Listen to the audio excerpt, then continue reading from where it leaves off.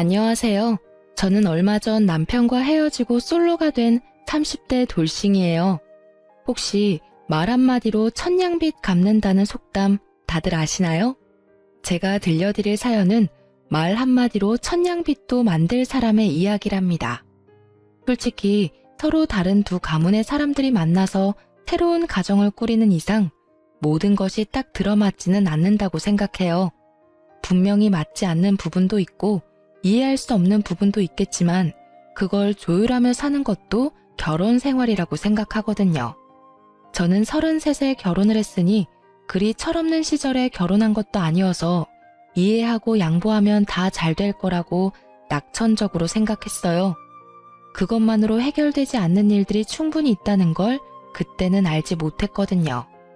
사실 저와 남편의 만남도 남들이 보기엔 독특하게 시작됐어요. 서로가 홀로 떠난 여행지에서 만나게 됐고 돌아와서 다시 만나 사귀게 됐고 결혼까지 하게 된 케이스였거든요. 그래서 그런지 처음부터 우리는 운명이 아닌가 하는 생각에 잔뜩 사로잡혀 있었던 것 같아요. 그래서 평소 잘하지 않는 실수를 하게 된 건지도 모르죠. 저는 평범한 회사원이었고 남편은 작은 가게를 운영하는 젊은 사장님이었어요. 친정도 시댁도 고만고만하고 잘 사는 편은 아니어서 결혼하기에도 무난했어요. 그렇게 결혼했는데 아이는 금방 생기지 않더라고요. 그래도 저는 그렇게 급하게 굴지 않았어요. 지금 생각해보면 생각보다 만만치 않은 시댁 식구 때문에 아이를 낳는 게 나중에 힘들지도 모른다는 어떤 예감이 들어서 애가 생기지 않았던 건지도 몰라요. 물론 그런 것 때문에 아이를 낳지 않으려 애쓴 건 아니었어요. 오히려 애는 썼지만 생기지 않았으니까. 왜 그런 생각을 했냐면 결혼 후에 드러난 시댁 식구들과 남편의 민낯 때문인데요. 남편은 결혼 전에는 자상하고 친절한 가정적인 사람이라고 생각했는데 결혼하고 나니 힘든 상황이 오면 먼저 발을 빼는 사람이더라고요. 특히 저와 시모가 다투게 됐을 때는 빛보다 빠르게 그 현장에서 사라지는 게 남편이었거든요. 그리고 일이 어느 정도 해결될 때쯤 조용히 모습을 드러내는 그런 사람이었어요. 시모는 말투가 직설적이고 생각 없이 말하는 타입이었어요. 그리고 시부는 우리에게 주는 건 없으면서 매번 우리가 버는 걸 뺏어가는 사람이었고요. 솔직히 그런 것들이 다 싫었지만 이미 결혼을 했고 죽어도 이 집 귀신이 되자 싶은 마음으로 시댁을 이해하려 했지만 결국은 이해하지 못하고 헤어지게 되더라고요. 그날은 바야흐로 시모의 생일이었습니다. 제가 결혼하고 나서 4번째로 맞이하는 생일이었죠. 결혼 생활 4년치의 경험이 쌓이니 아무래도 피해야 할 것들은 미리 피하는 요령이 생기더군요. 그게 바로 시모와의 대화였어요. 시모는 항상 한마디 덧붙이는 말 때문에 항상 사람들 기분을 언짢게 만드는 재주가 있으셨거든요. 솔직히 처음에는 화나서 혼자 열폭하기도 했는데 이쯤 되니 굳이 말을 섞지 않으면 된다는 걸 깨닫게 되더라고요. 그래도 순간 방심하면 시모의 수다에 넘어가 결국은 기분 상한 소리를 듣게 되는 경우가 종종 있었습니다. 이번 시모의 생일에는 올 가족이 많았어요. 작년에 결혼한 시동생네와 막내 아가씨 그리고 첫째 아가씨는 쌍둥이까지 데리고 와야 했거든요. 인원이 늘어난 만큼 챙길 게 너무 많아져서 그러면 이러지 말고 밖에서 사 먹자는 이야기가 나왔어요. 형제 자매들끼리 먼저 이야기를 하고 시부모에게 이야기를 해서 의견을 조율한 거죠. 여기까지는 아무런 문제가 없었어요. 생각보다 부드럽게 넘어갔으니까요. 작년까지는 제가 생일상을 차려드렸는데 이번부터 못하게 됐으니 일부러 좋은 한정식 집에 예약을 하고 우리가 돈도 더 많이 내기로 남편과 이미 이야기가 다 끝난 상태였어요. 그런데 코스 요리가 끝나고 식사로 미역국이 나왔을 때 시모가 부릉부릉 시동을 걸더군요. 이렇게 밖에서 먹으니 새롭고 맛있어서 좋긴 하네. 첫째가 작년까지 챙겨주긴 했지만 아무래도 전문 한정식 집에는 못 미치지. 그렇지 않니 둘째야? 내 음식 솜씨가 나쁘다는 말을 하고 싶으면 제게 말하면 될 일을 굳이 둘째 며느리인 동서에게 말하는 것이 딱 어머니식 화법이었어요. 남의 허물을 제 3자에게 알려서 다 퍼뜨리게 만드는 것. 참 나쁜 버릇이기도 했죠. 그렇지만 저는 이 정도로 흔들리지 않았어요. 제가 처음에도 말씀드렸다시피 시모는 원래 그런 말을 잘하는 분이셨고 저도 내공이 쌓일 대로 쌓였으니까요. 그러셨어요? 그러면 처음부터 한정식 집으로 모실 걸 그랬네요. 어머님이 이렇게 좋아할 줄 몰랐네요. 좋아한다니 저로서는 다행인 일인데 그 말이 본심이 아니었다는 게 더 큰일이었죠. 솔직히 이렇게 먹으면 좋기야 하지만 이 돈은 누가 다 내니? 그래서 나는 좀 억울해. 내가 받아야 할 걸 제대로 못 받은 기분이 들어서. 시어머니 생신상을 맏며느리가 해주면 얼마나 좋아? 서로 간에 마음도 통하고 정성도 들고. 무엇보다 다른 사람 보기 얼마나 좋니? 이렇게 돈으로 해결하려는 거 보면 다른 사람들이 욕할 거 뻔하잖아. 혹시 너 친정집에서도 어른들 생신에 돈으로 때우려 하니? 그 이야기를 듣는 내내 뱃속에서 불덩어리가 치밀어 오르는 걸 꾹꾹 눌러 참느라 애썼어요. 누가 들으면 제가 시모 생신상을 안 차린 것처럼 말하니 말이죠. 작년까지는 제가 매번 생신상을 차려드렸는데도 저런 식으로 이야기하니 저도 기분이 확 상하잖아요. 게다가 친정집까지 건드는 건 예의도 아니고요. 우리 엄마야 밥을 차려 먹든 나가서 먹든 본인이 무슨 상관인데요. 어머님, 억울하시더라도 좀 참으세요. 이렇게 밖에서 식사하자는 것도 도련님, 동서 아가씨들 모두 그렇게 하자고 해서 그런 거예요. 제가 뭐라고 이 집에서 그런 발언을 할 수 있겠어요? 저도 하자는 대로 따른 거고 죄송스러운 마음에 식비도 저희가 제일 많이 냈어요. 그리고 제가 생신상 작년까지 꼬박꼬박 차려드렸잖아요.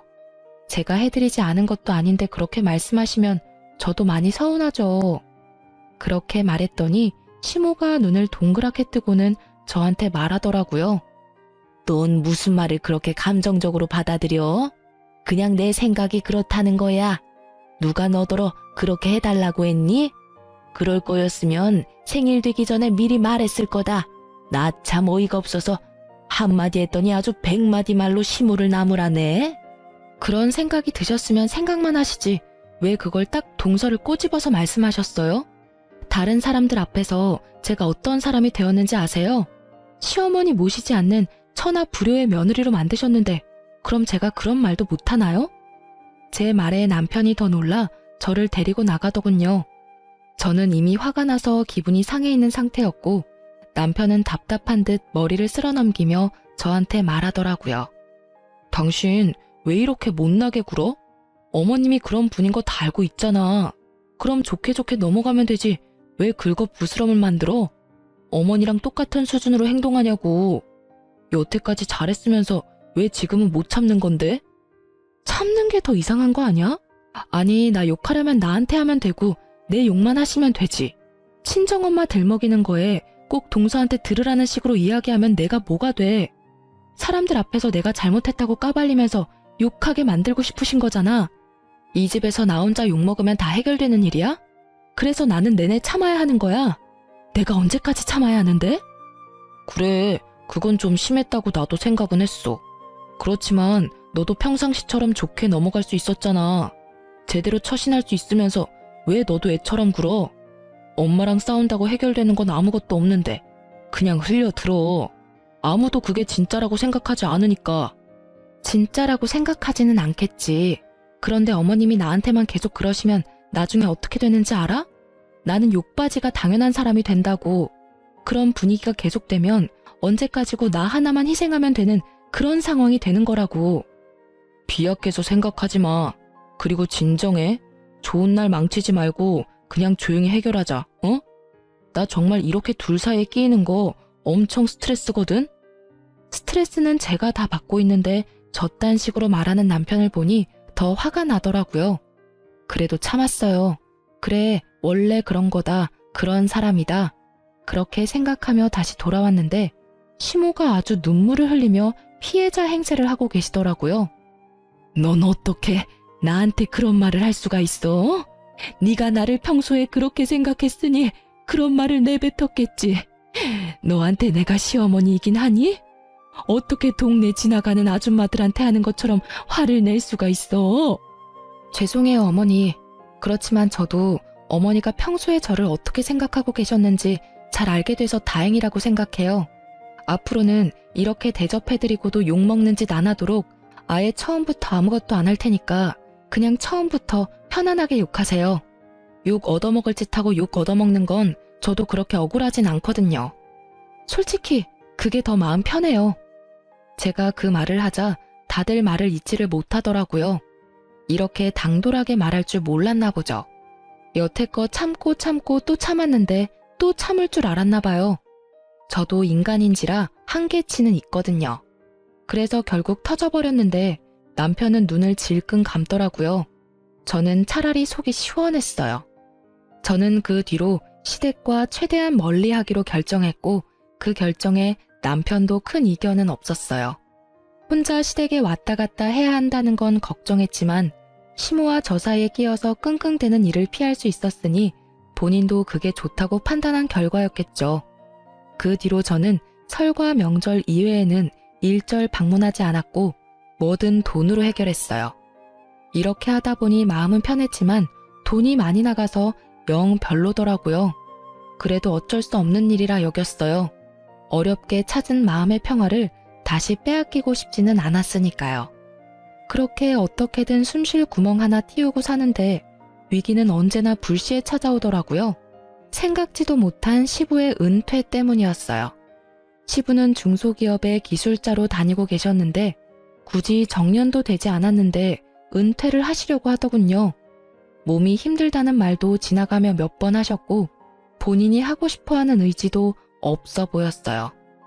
연세가 있으시니 그러려니 했는데 정말로 퇴사를 결정하고 나올 줄은 저희도 몰랐죠. 솔직히 시부가 퇴사하고 나온 건 어쩔 수 없는 일이긴 했는데 결국 그 다음 달부터 저희 쪽에 커다란 위기가 닥쳤어요. 바로 시부가 여러 가지 명목으로 저희한테 돈을 달라고 하는 것이었죠. 처음에는 병원비, 보험비 같은 거였는데 그걸 드리기 시작하니 통신비나 기름값 같은 것도 원하시더라고요. 별 생각 없이 드렸는데 그게 몇 달 이어지니 매달 그걸 당연하게 요구하시더라고요. 마치 두 집 살림을 차린 것처럼 돈이 한정없이 빠져나가는 게 느껴지기 시작하자 저도 남편도 마음이 급했죠. 결국은 남편에게 형제 자매들의 도움을 좀 받자고 이야기했어요. 남편도 그 생각을 하고 있었고요. 그래서 서방님과 두 아가씨에게 남편이 단체톡을 했어요. 아버지가 퇴사를 하셨으니 우리 사남매가 같이 돈을 모아서 내자고요. 그런데 다들 반응이 시큰둥하더라고요. 급해진 남편이 둘째 내외에게 전화를 걸었어요. 아버지 퇴사해서 우리가 돈 좀 보태서 드려야 해. 노령연금도 아직 나올 때 안 돼서 급해. 형, 우리가 왜 그걸 내야 되는데? 그건 다 마지가 해야 할 일이잖아. 어차피 장남이라서 받을 재산도 많으면서. 야, 너 말 그따위로 할래? 아버지 어머니 오래오래 사시면 재산이 남아있기나 할 것 같아. 변변한 사망보험금도 없으신데 장례 치르고 나면 돈 다 나가고 없지. 빚 안 진 게 천만 다행이라고. 그런 상황에 내가 재산을 많이 받을 거라고? 말이 되는 소리를 좀 해. 맞아요. 그게 어떻게 마지가 당연히 해야 되는 일인데요? 그래서 말씀드리기 전까지 몇 달을 이 사람이 돈 내주고 있었잖아요. 저희도 이렇게 하다가는 곧 파산이라고요. 아니, 자식이 넷인데 어떻게 하나가 다 부양을 해요? 결국은 저도 합세에 싸워서 시동생도 돈을 같이 내기로 했어요. 두 아가씨들도 처음에는 난색을 표했지만 조금이라면 가능하다며 10만 원 정도씩은 내기로 했어요. 잘 걷어지거나 다들 흔쾌히 내는 것은 아니었지만 그래도 저희의 부담이 어느 정도 줄어들어 다행이라고 생각했죠. 그런데 시부는 저희가 매달 드리는 30만 원의 용돈에서 20만 원을 더 보태서 달라며 어린애 떼쓰듯 요구하기까지 하더라고요. 전화 통화할 때마다 닥달하는데 진짜 노이로제 걸리겠더라고요. 결국은 스트레스를 받은 저는 결국 이혼에 대한 생각이 조금 더 절실해졌어요. 그래도 이때까지만 해도 그리 심각한 수준은 아니었어요. 시부의 어이없는 요구는 저희 친정아버지가 돌아가시고 나서 더 심해졌어요. 아버지는 사망보험금을 2억 정도 남기고 돌아가셨어요. 교통사고였고 현장에서 사망한 터라 저희도 황망한 상태였었어요. 친정에는 저와 제 어린 여동생, 어머니만 있었던 터라 장례 치르는데도 너무 힘들었었죠. 그런데 장례가 다 끝난 다음 날 시부가 저와 남편을 불렀어요. 무슨 일인가 싶어 시댁에 갔더니 시부가 무척 궁금한 표정으로 묻더군요. 그래, 친정아버지 돌아가셨는데 부조금 들어온 거는 어떻게 하기로 했어? 들어온 만큼 나간 탓에 별로 남는 것 없었지만 제가 다 받았어요. 제 손님이 많기도 했고 제가 상주를 맡아서 어머니가 저더러 가져가라고 하셨거든요. 여자 셋밖에 남지 않은 집안에 여동생은 결혼조차 하지 않은 상태였고 남편은 상주가 하기 싫다고 하는 바람에 제가 상주를 맡게 됐었거든요. 보통은 사위도 상주를 많이 한다는데 요즘 세상에 남녀 차이 둘 필요도 없고 남편이 싫다니 그냥 제가 하는데 별 거부감도 없어서 제가 한 거였어요. 솔직히 제가 상주로 손님 받고 일 다 했으니 제가 받아온 것도 당연하다 싶었는데 시부가 이야기하더라고요. 그래, 그 돈 다 너희 것이니 다 받아와야지. 친정에서 아무리 우겨도 그건 너희 돈이야. 친정이라도 그런 건 확실히 해야 나중에 뒤탈이 안 생겨. 웬일로 멀쩡한 말을 하나 싶었는데 다음 말로 그 생각이 와장창 무너졌어요. 그런데 사돈 어른 보험금은 어떻게 하기로 했냐? 그것도 네가 가져오는 거야? 가족이 셋뿐이니 셋이서 나누기로 했어요. 별 생각 없이 던진 말이었어요. 그렇게 하기로 결정이 된 상태였고 친정엄마가 저한테 7천만 원을 주기로 하셨어요. 그래, 그렇게 해야지. 당연한 일이야. 사망보험금도 다 같이 나누는 게 맞는 일이지. 그렇게 말하는 시부를 보며 왜 저런 당연한 말을 하시지 싶었는데 그 다음 날부터 시부에게서 전화가 왔어요. 아유, 며느라가 내 차가 요새 말을 안 들어. 어떻게 고치긴 해야 할 것 같은데 돈이 많이 들 것 같아서 고민이구나. 어떻게 해야 좋겠니? 차가 고장 나셨어요? 일단 그이한테 전화해서 물어보는 게 더 빠를 것 같아요. 제가 차를 몰지 않으니 차에 대해서 잘 모르거든요. 차에 대해 전혀 모르는 저한테 전화를 하시길래 남편에게 전화해보라고 했는데 그 다음 날부터 남편은 차를 사야 한다는 시부의 닥달에 시달린다며 저한테 하소연을 하더라고요. 시부는 무조건 차를 사야 한다는 의견이었는데 남편이 시부 차를 정비소에 가지고 갔지만 특별히 문제가 많은 건 아니더라고 하더라고요. 오래된 것만 몇 개 바꾸면 문제없고 돈도 많이 나오지는 않는다고 했는데도 시부는 막무가내로 차를 바꿔야 한다고 고집을 피웠죠. 그래서 이번에도 시동생들의 도움을 요청했죠. 그런데 다들 그 정도로 큰 돈은 갑자기 마련할 수 없다고 하더라고요. 저희도 그 부분은 이해할 수밖에 없었어요. 갑작스레 목돈을 달라는 것도 너무한 일이잖아요. 아파서 수술비가 모자라서 그렇다면 당장 어떻게든 마련해보겠지만 그런 상황도 아니었으니까요. 결국 저와 남편은 시부를 만나서 말했어요. 아버님, 저희가 아무리 이야기해봐도 차를 살 수 있을 만큼의 돈이 안 나와요. 그러니까 일단은 수리해서 쓰시고 돈이 생기면 그때. 너희들이 나를 이 정도로밖에 생각을 안 했던 거야? 어떻게 아버지가 불편해서 필요하다는데 차 한 대를 못 사줘? 나도 민망한 거 참으며 차가 필요하다고 요구하는데 이렇게 야박하게 굴 거야? 첫째 며느리도 그렇게 안 봤는데 참 야박해. 왜 이분은 또 저를 콕 집어서 이야기하는지 모르겠더라고요. 아니, 저한테 돈이라도 맡겨놓고 저런 말을 하시던죠. 어이없는 제가 뭐라 말을 잇지 못하는데 시부가 한마디 하더라고요. 너는 아버지 사망보험금도 받아서 남들보다 풍족한데 왜 그거 하나를 못 해줘?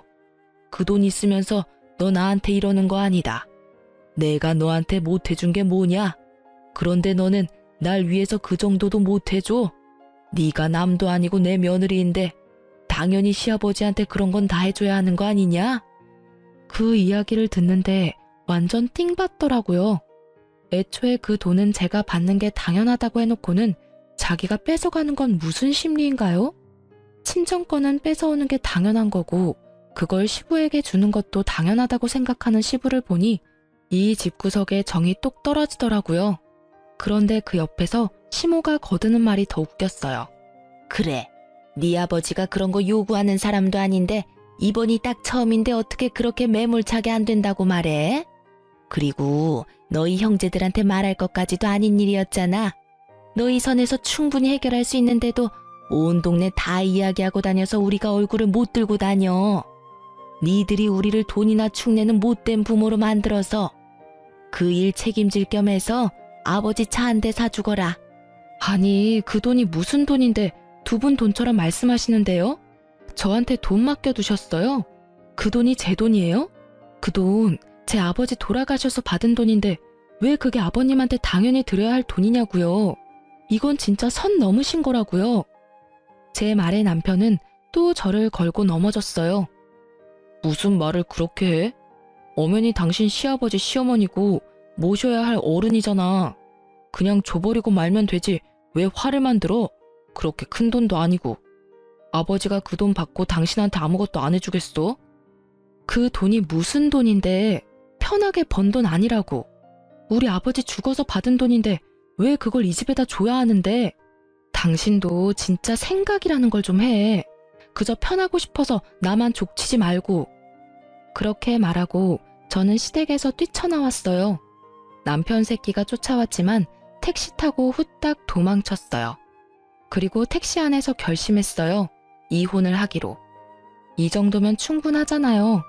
더 이상 저런 말 듣고 있으면 제 정신건강에 더 안 좋을 것 같았으니까요. 저는 집에 그날 바로 제가 가지고 있던 보험금과 남편 몰래 모아두었던 돈까지 모두 다 합산해서 친정엄마에게 몰래 맡겨뒀어요. 시댁에서 언제 돈을 가져갈지 모르니 우선 옮겨놨던 거였죠. 그 다음날 시부는 또 연락이 왔어요. 안 받으려고 했는데 남편 휴대폰으로 전화를 하는 바람에 안 받을 수가 없었어요. 그래, 생각 좀 해봤냐? 네가 가격이 너무 부담되면 내가 그거보다 한 단계 낮은 차도 고려해볼 생각이 있단다. 그러니까. 죄송해요, 아버님. 그 돈 다시 어머니한테 돌려드렸어요. 솔직히 어머니 혼자 사셔야 하는데 노후 관리도 힘들 것 같아서 그냥 노후 자금 하시라고 드렸어요. 뭐? 그 돈을 왜 다시 돌려줘? 그게 네 돈인데 왜? 이런 멍청한 애를 봤나? 그거 너희 어머니 손에 들어가면 다시는 안 나와. 절대 네가 못 가진다고. 앞으로 힘들 어머니를 위해 드린 거예요. 솔직히 어머님 아버님처럼 든든한 자식들이 있는 것도 아니고 딸 둘에 혼자 사시는데 돈이라도 든든히 있어야 하지 않겠어요? 너는 그렇게 머리가 안 돌아가? 너는 출가 외인이야. 친정을 그렇게 챙기는 것도 나쁜 일이라는 걸 왜 몰라? 네가 챙겨야 할 사람은 시어른이라고. 호적 옮기는 게 어떤 일인지 몰라서 그런 큰일을 너 혼자 생각으로 결정해? 그 이야기를 듣는데 실소가 터지더군요. 그런 아버님도 두 아가씨들한테 매달 흑염소랑 홍삼 사오도록 시키시잖아요. 딸들이 집에 잘하면 좋으실 텐데 왜 남의 집 딸이 그러는 건 싫으세요? 그리고 아버님, 그 돈은 우리 아버지가 월급에서 꼬박꼬박 매달 보험금 넣어서 타게 된 보험금이에요. 그 돈 중에 아버님이 낸 몫이 하나도 없으니 온전히 우리 집안 돈이고요. 그러니 그만 신경 끄시는 게 좋을 것 같아요. 그렇게 이야기하자 결국 할 말이 없어진 시부는 씩씩거리다가 전화를 끊더군요. 그런데 그 불똥은 다른 데서 튀었어요. 다음날 친정엄마한테서 전화가 왔어요. 빨리 집으로 오라고요. 무슨 일인가 싶어 친정에 갔더니 세상에 시부와 시모가 둘이서 우리 엄마한테 돈 내놓으라고 난리를 피우고 있지 않겠어요? 당장 돈 내놓으시오. 아니 딸이 무슨 잘못이라고 딸 몫을 홀라당 가져가. 우리 며느리 돈 빨리 안 돌려주면 우리 여기서 한 발짝도 안 나가요. 아니 왜들 이러세요? 저한테 돈 맡겨놨어요? 그리고 당신의 며느리가 내 딸이라고요. 딸이 저한테 준 돈을 당신들이 뭐라고 돌려달라 말아 큰소리 친단 말이에요? 완전 빚쟁이처럼 집 앞에 진을 치고 있는 시어른들을 보니 저는 제가 처신을 잘못했구나 하는 생각이 먼저 들었어요. 아예 싹을 밟아놨어야 하는데 제가 어머니에게 돈을 줬다고 하니 어머니한테로 와서 돈을 내놓으라고 할 줄이야. 며느리 돈을 사돈이 가져가도록 뭐라고 했을 거 아닙니까? 그럼 걔가 멀쩡한 정신으로 그 큰 돈을 덜컥 제 어머니한테 줬겠어요? 분명히 안사돈께서 뭐라고 하니 애가 돈을 줬겠지. 제가 뭐라고 하든 그 돈은 딸아이가 알아서 하는 거죠. 사돈분들이야말로 완전 남이면서 어떻게 여기까지 찾아와서 돈돈거릴 수가 있어요? 염치라는 게 있어야지. 이렇게 뻔뻔하게 찾아와서 남의 남편 보험금을 내놓으라 말아 난리냐고요. 시부와 시모는 저희 엄마를 잡아먹을 것처럼 아주 둘이서 협공을 하더라고요. 그만하세요, 어머님, 아버님. 여기까지 무슨 일로 오셨어요? 설마 이렇게 큰일 만들려고 오셨어요? 왜 오긴? 우리가 뺏긴 돈 찾으러 왔지. 아니, 사돈도 그렇게 안 받는데 사람이 이렇게 융통성이 없고 사람이 포악해. 아니, 지금 그 돈을 뺏긴 게 누구신데요? 두 분 중에 그 돈 가지고 계셨던 분이라도 있으세요? 저한테 온 돈이었고 제가 어머니한테 드린 돈이라고요. 뺏긴 게 아니고 제가 자발적으로 드렸어요. 두 분한테 뺏길까봐. 결국 저와 이야기에서는 끝이 보이지 않을 것 같아 남편을 불렀어요. 처갓집 앞에 서서 씩씩거리는 본인 부모님을 보던 남편도 당황한 듯 눈치를 보더라고요. 설마 진짜 장모집까지 찾아와서 행패를 부릴 줄은 몰랐나 보죠. 저는 설설 기는 남편을 쥐잡듯 잡았어요. 당신은 뭘 했길래 일을 이렇게 만들어? 어떻게 할 거야? 당신이 중간에 알아서 커트를 못 시키니까 결국에 이런 일이 벌어진 거 아니냐고. 너 편하자고 좋게 가자더니 이게 좋은 결과야? 당신 두 눈으로 똑똑히 봐. 우리 엄마가 지금 무슨 꼴을 당하고 있었는지. 매번 나한테 좋게 넘어가라고 하더니 도대체 당신은 뭘 하느라 이런 일이 터질 때까지 그냥 뒀어? 제가 큰 소리 내며 남편 탓을 하니 시모가 저한테 삿대질을 하며 말하더라고요. 이게 어디서 어른들 다 보는 데서 남편을 잡아?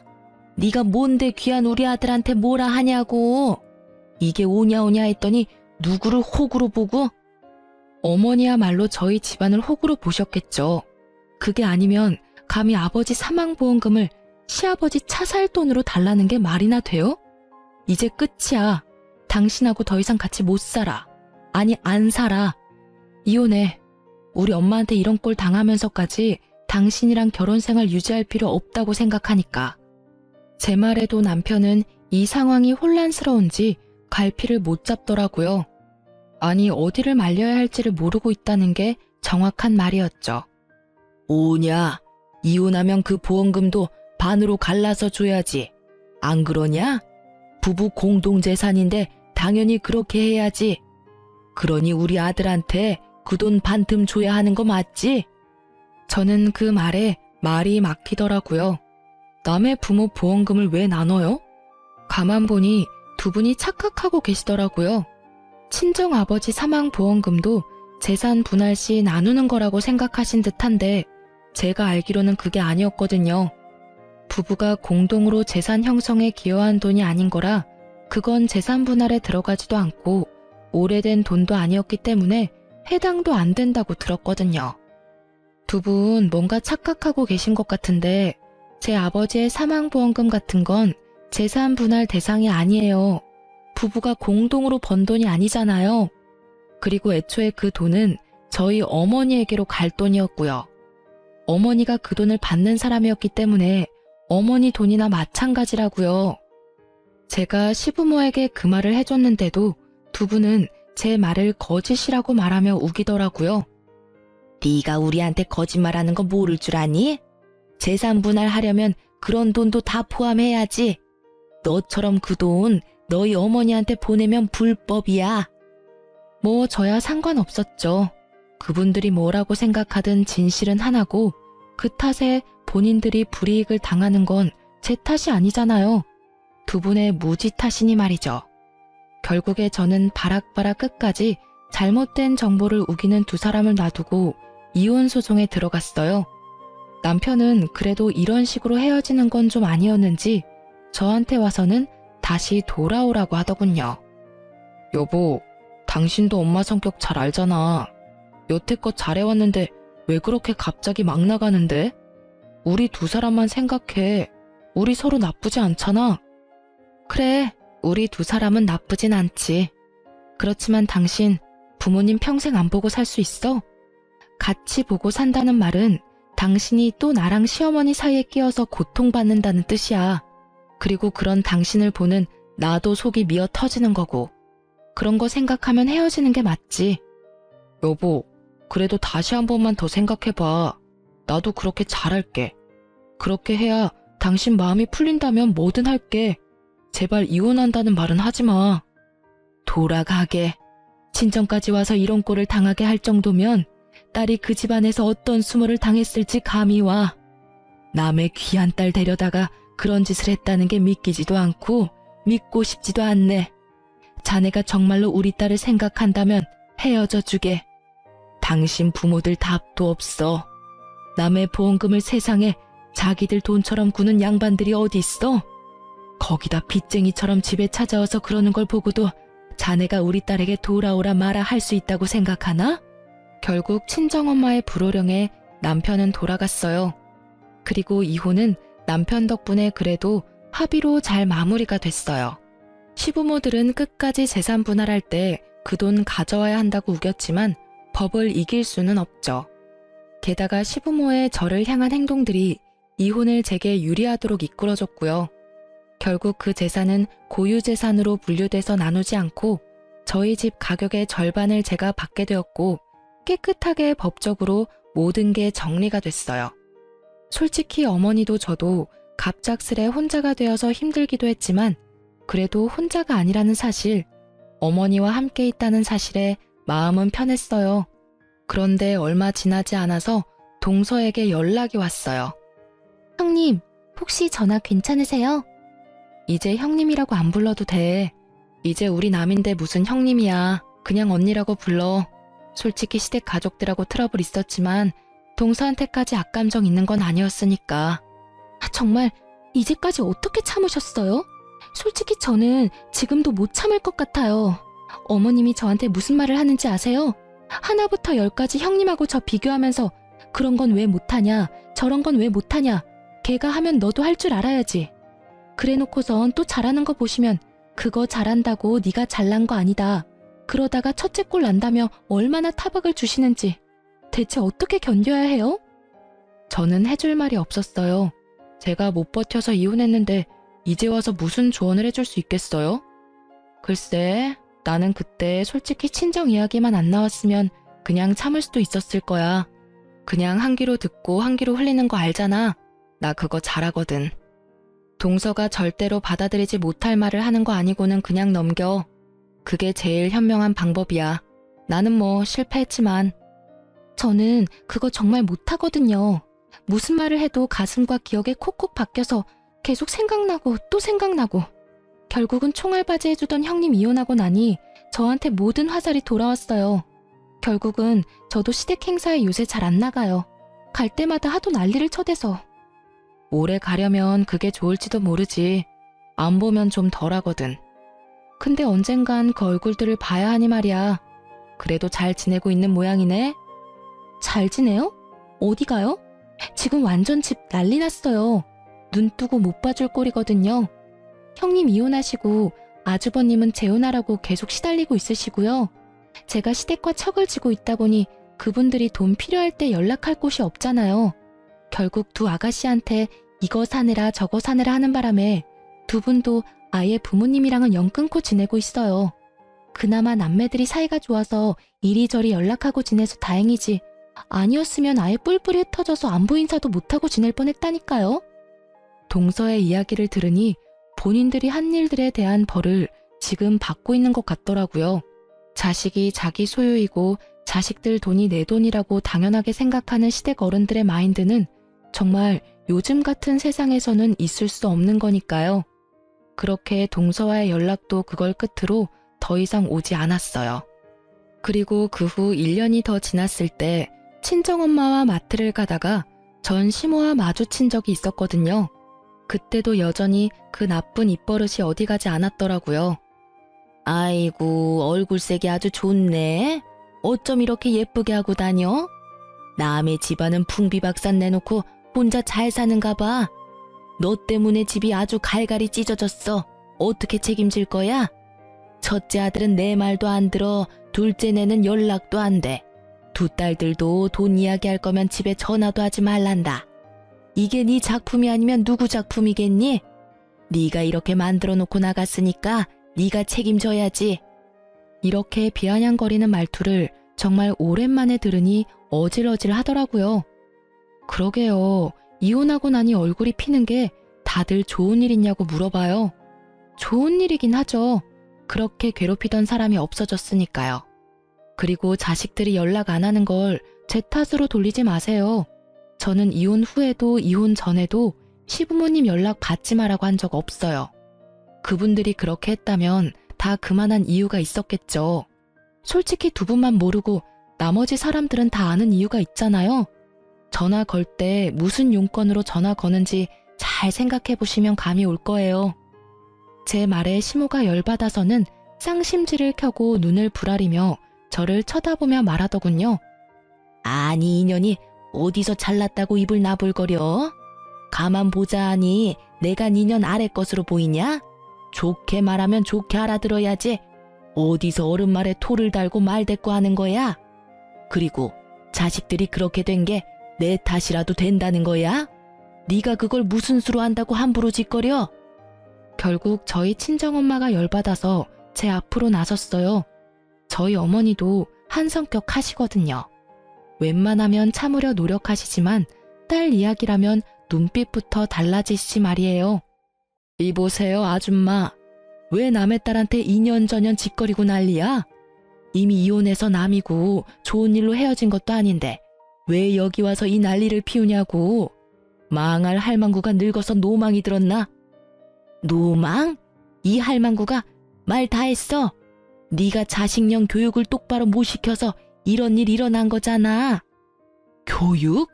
아줌마야말로 자식들한테 잘했으면 일이 이 지경까지 왔겠어? 그 집 자식들 다 떠난 게 왜 우리 딸 잘못이야? 당신들이 하도 잘못을 많이 했으니 자식들이 다 꼴 보기 싫어 떠난 거지. 웃기지도 않아. 자기가 잘못해놓고 남한테 왜 덤탱이야? 뻔뻔한 것도 유전인가? 아니, 보자 하니까 말을 함부로 하네. 당신이 뭔데 남의 자식들 운운하고 지랄이야? 그러는 당신이야말로 한 번만 더 내 딸한테 그런 욕설 퍼부으면 명예훼손죄로 고발할 거야. 할망구 정신이 나갔나 봐? 어디서 미친 소리를 삑삑거려? 결국은 주변 사람들이 다 들러붙어서야 두 분을 떼어놓을 수 있었어요. 그만하세요. 여기는 바뀌고 이럴수록 소문나서 손해보는 건 두 사람 모두인 거 알고 계시죠? 그리고 어머님, 저희는 이미 남이고 법적으로 모든 게 해결됐다고 생각해요. 그러니까 저희랑 마주치더라도 그냥 무시하세요. 굳이 아는 척해서 부스럼 만들지 마시고요. 저는 솔직히 말하면 어머님이나 아버님하고는 마주치고 싶지도 않은 사람이에요. 얼마나 제가 시달렸는지 두 분은 모르고 계시니까요. 이렇게 직접 말씀드리는 겁니다. 저희 모녀 말고 본인들 앞가림이나 신경 쓰세요. 아시겠죠? 아예 상종도 하기 싫으니 서로 무시하자는 제 말에 열이 받았는지 시모가 부글거리더니 곧 사그라들었어요. 왜냐면 주변에 모인 사람들이 모두 수군거리기 바빴거든요. 누가 잘잘못을 했는지를 따지면서 말이죠. 결국 그 자리에서 얼굴을 붉히며 떠난 건 시모였어요. 이미 어떤 짓을 했는지 동네에 소문이 파다했거든요. 그러게 자식들한테 잘했으면 이런 일 없었을 거고 남편도 알아서 저와 시모 사이 잘 중재했더라면 이렇게까지 될 일도 아니었어요. 나중에 엄마가 소문 하나를 들었는데 남편이 시모 등살에 재혼하려고 했지만 저런 시모가 붙어 있어서 재혼이 계속 불발됐나 봐요. 거기에다 남편 본인은 시모와 아내 사이에서 조율하는 게 힘들었었으니 다시는 그 경험을 하고 싶어 하지 않아서 재혼 생각은 아직 없는데도 시모가 계속 여자를 붙여주니 골치가 아픈 상황인 듯 하고요. 그리고 시모와 시부의 행동이 소문이 다 난 탓에 소개받은 여자들도 자식들과 영 끊고 사는 시얼은 독박 부양해야 된다는 걸 깨닫고는 점점 소개해주려는 사람도 사라졌다고 하더라고요. 그러니 며느리를 돈줄로 생각하면 안 되는 거였죠. 이렇게 소문날 거 왜 그렇게 난리법석을 떨었는지. 저와 남편 사이에 아이가 없었으니 혼자가 된 것도 나쁘지만은 않았어요. 만약 애가 있었다면 더 크게 힘들었을지도 모르고 이렇게 이혼을 결심하는 것도 힘들었을 거예요. 그렇지만 만약 똑같은 일이 벌어났다면 이혼을 하지 않겠다는 결정은 없었을 게 확실해요. 만약 내 아이가 있었더라면 그 아이에게 또 다른 불똥이 튀었을지도 모를 일이잖아요. 현재는 욕심 많고 말버릇 나쁜 시부모 때문에 제 인생에 이혼 경력이 한 줄 생기게 된 건 참을 수 없을 만큼 짜증이 날 뿐이에요. 지금 생각해보면 그런 말이 있잖아요.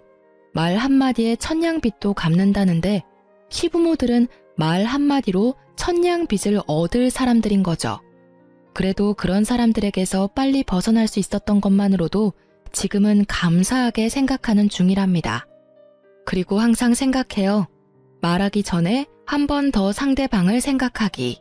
오해가 생기기 전에 얼른 풀어주기. 민감한 이야기는 몰래 하기. 그런 버릇이 시모 덕분에 생기게 된 거라 그 부분만큼은 감사해요. 살아있는 경험으로 얻게 해준 능력이니 말이죠. 그리고 시부 덕분에 경솔하게 말을 꺼내는 일도 없어졌으니 참으로 고마운 일을 하시기도 했죠. 저희 시부모님 사연 어떻게 들으셨나요? 정말 사소한 것에서부터 시작된 일들이 결국에는 이혼까지 가게 만들었다는 게 어떻게 보면 참 신기하기도 해요. 말 한마디, 행동 하나 그런 것들이 상대방에게 크게 영향을 미칠 때도 있잖아요. 저에게는 두 시어른의 행동이 제게 이혼이라는 결정을 하게 만든 가장 큰 영향을 끼쳤다고 생각해요. 그래서 지금도 언제나 말은 조심스럽게 하고 다닌답니다. 사연 들어주셔서 너무 감사하고 앞으로 이런 글을 쓰지 않게 행복하고 즐거운 생활만 할 수 있도록 노력하도록 할게요. 그럼 안녕히 계세요.